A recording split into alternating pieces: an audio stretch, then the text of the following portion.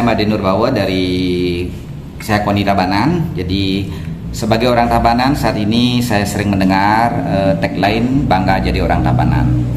Jadi itu sebenarnya tagline yang bagus, dan kalau kita coba kupas lebih jauh, tentu bangga jadi orang Tabanan itu artinya kita dituntut untuk mengenali terlebih dahulu tentang apa itu Tabanan. Jadi Tabanan dalam arti yang luas.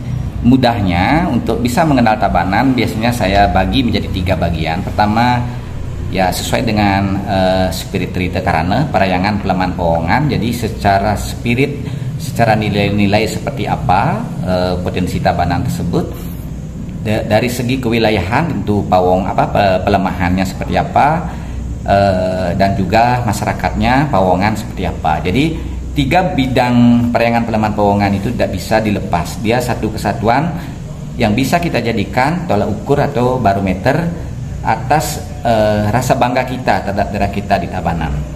Jadi tentu tidak mungkin kita bisa membatin untuk bangga jadi masyarakat Tabanan tanpa mengenal Tabanan secara utuh.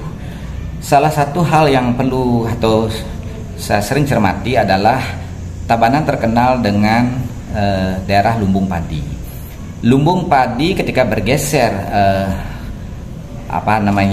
sebutannya menjadi lumbung pangan, itu sudah menurut saya memberikan penekanan yang berbeda. Karena lumbung padi itu artinya memang padi Tabanan, sangat berhubungan dengan potensi kewilayahan masyarakat dan juga peranata atau keyakinan masyarakat Tabanan sebagai masyarakat agraris.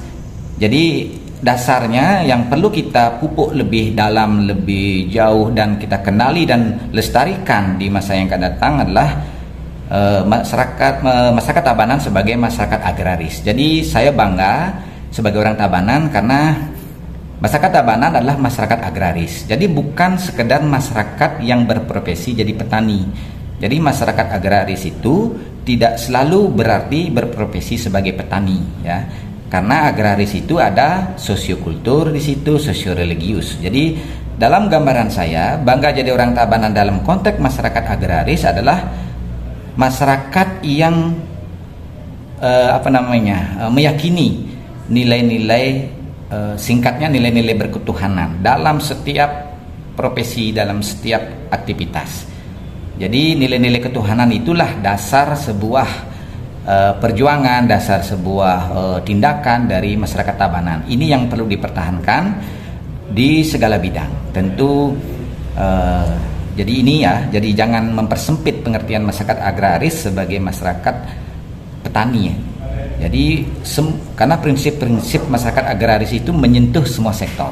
Itu yang pertama, dan itulah yang melandasi sebenarnya bagaimana SDM Tabanan bisa unggul di berbagai bidang, di berbagai profesi, karena mereka dilandasi oleh keyakinan berketuhanan tadi. Itulah yang disebut masyarakat berbudaya. Jadi ketika banyak hal yang belum tercapai misalnya di Tabanan ini, salah satunya misalnya kesadaran mengolah atau memilah sampah misalnya, dalam gambaran saya itu adalah sebuah indikator bahwa saat ini di Tabanan sedang terjadi krisis kesadaran dan pemahaman budaya.